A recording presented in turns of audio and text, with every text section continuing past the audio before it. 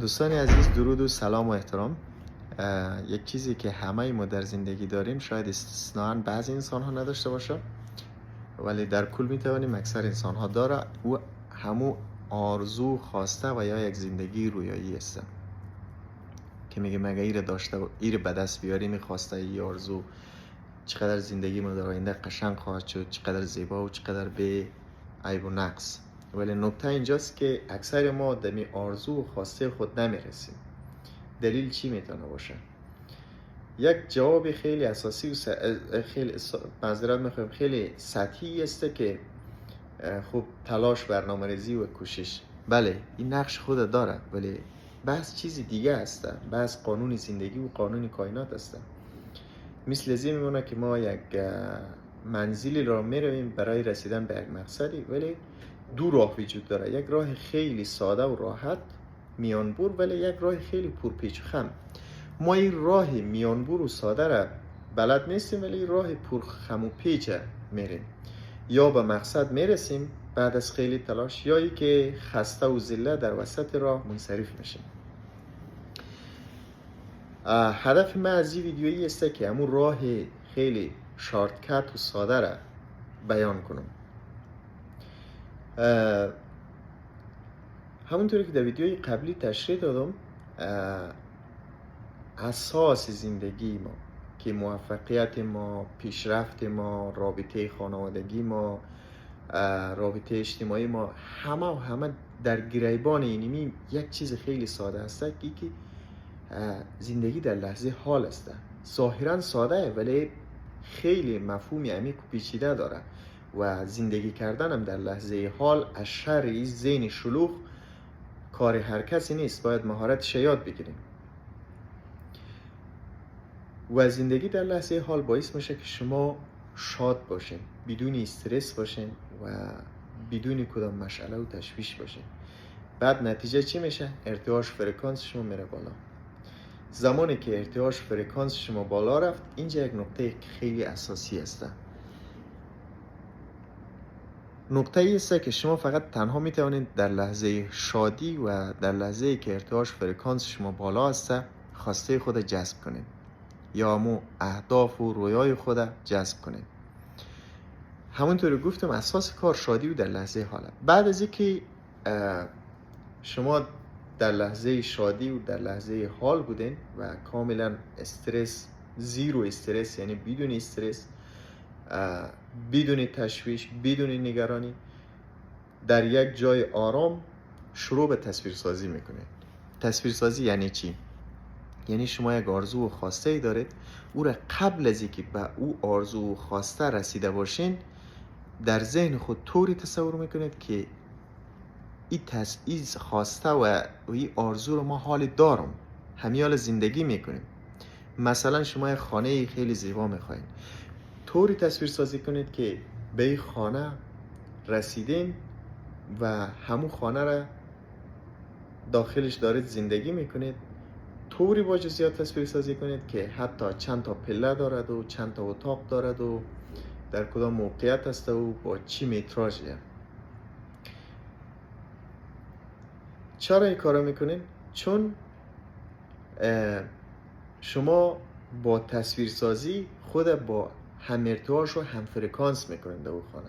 یعنی دقیقاً طوری خود در موقعیت قرار میدید که دقیقاً ارتعاش فرکانس شما مساوی با همون خانه است و زمانی که ارتعاش فرکانس شما با هر چیز و با هر شی یکسان شود به او را جذب میکنید. خب این تمام کائنات انرژی است. خب انیشتین را یک بار ثابت کرد، دیگه نیازی نیست. قانون است، یعنی قانونی جذب و انرژی است. ما خود ما یک دستگاه تولید انرژی هستیم و ایره دانشمندان بارها ثابت کرده که انسان ها با امواج و ارتعاشات فرکانس های متفاوت از خود انرژی صادر میکنند. بنابراین اساس و ریشه کار این است که شما در لحظه حال باشید، شاد باشید، بعد تصویرسازی کنید. تصویرسازی هم قانونیشی است که بسیار با جزئیات و واقعی باشه. بعد زمانی که تصویرسازی کردید یک احساسی در وجود شما تولید میشه. مثلا همون لحظه ای که فکر میکنید که من این خانه را دارم، یقدر پول دارم، خب او یک احساسی به وجود میاد که من فلانی مهمانی رو بگیرم و فلانی جا سفر کنم و فلانی چیز بخرم و همه اونا رو یادداشت کنیم، بعد اونا رو همیشه بخوانیم تا در ضمیر ناخودآگاه شما ثبت شود. ولی اساس کار زندگی در لحظهش حال است و شادی است. همونطوری که مولانا یک شعر خیلی جالب میگه هر لحظه که تسلیمم در کارگاه تقدیر، بیباکتر از آهو، معذرت آرامتر از آهو، بیباکتر از شیرم. هر لحظه که میکوشم در کار کنم تدبیر، رنج از پی رنج آید، زنجیر از پی زنجیر. یعنی به هر اندازه که شما استرس داشته باشید، به هر اندازه که در مشکل فکر کنید، به هر اندازه که تشویش داشته باشید، زندگی شبیه یک مردابه، به همون اندازه شما رو میکشه پایین.